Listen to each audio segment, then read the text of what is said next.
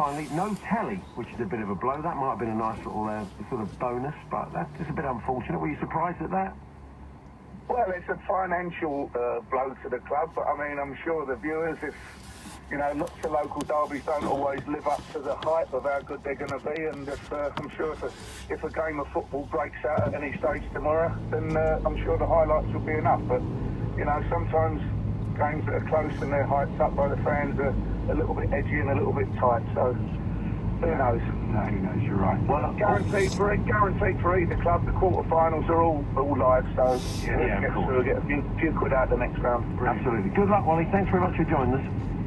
Thanks, fellas. There we are, Wally Downs there. AFC Wimbledon manager. They take on Millwall tomorrow. Our own John Motson will be commentating alongside Alvin Martin on that one. 3 o'clock kick-off. We've got loads of games, 7 matches for you throughout the weekend. Wigan is in Lancashire, says Nigel, Joe and Mark. You're probably right, boys. So we'll say it was Wimbledon, shall we? Wigan and not Portsmouth, which I myself and Charlie de Cabby thought. It was great to me. Well, I thought it was. I thought it was still kind of technically so, but I've been put right. It's Oxley and Jacobs here on Talk Sport in partnership with Green King, your home of pub sport. More top guests join us in the studio next week. We'll tell you a bit more about that, and we'll hand over to Danny Kelly and Ian Holloway who'll bring you Drive this afternoon. Oxley and Jacobs on Talk Sport.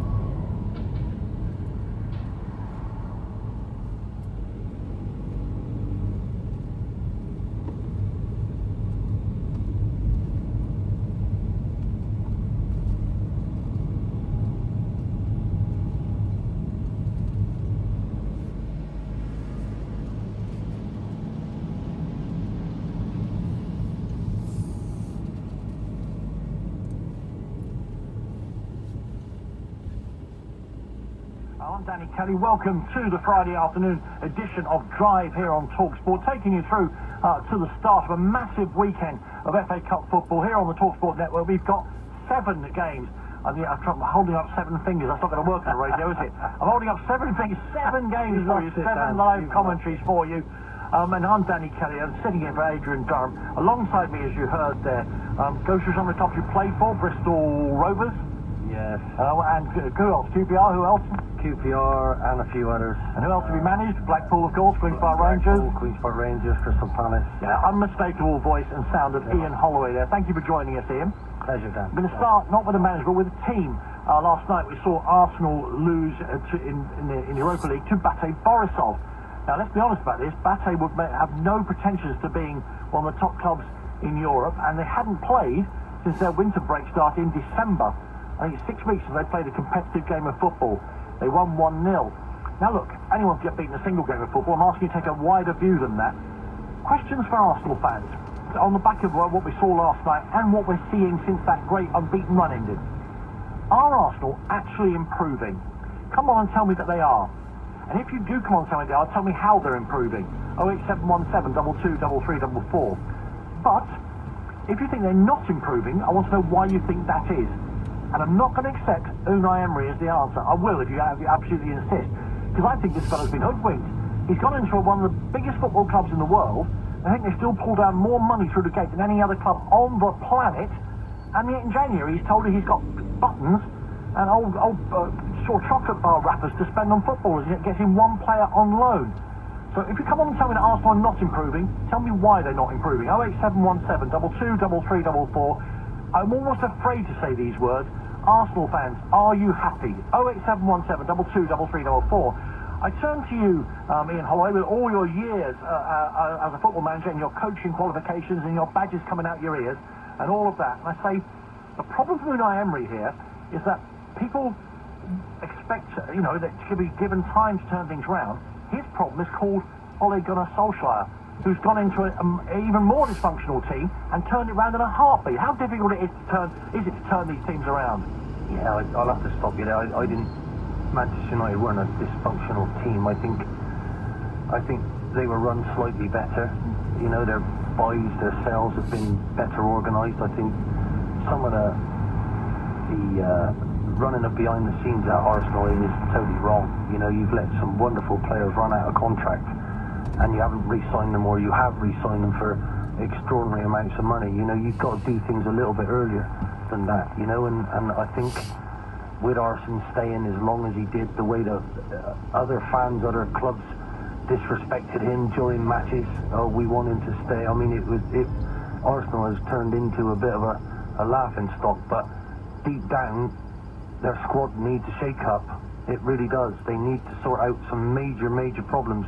For me, the start of it was the Alexis Sanchez fiasco. He almost started sulking, and when he got brought off, and he's hardly done anything else since. So really, you're better off without those players at your club, and you're better off getting them gone. So they have a major issue in their most talented, creative footballer they've had for a long time in Mesut Ozil. Yeah, I'm just checking. I was going to say Aaron Ramsey.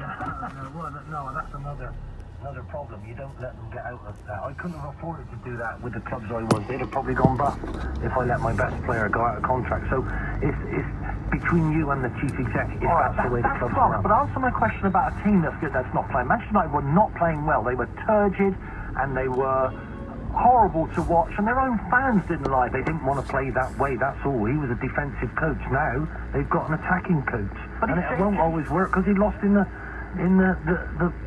Champions League the other day, and everybody's making a mountain out of a molehill. It's not a mountain, it's just, well, wait a minute. But my point is, you can change the way